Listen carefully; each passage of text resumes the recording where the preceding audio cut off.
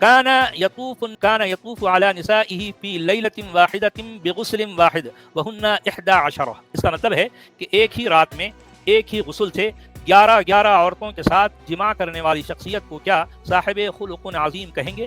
کیا ایسی شخصیت خلق عظیم کہلائے جانے کی مستحق ہے؟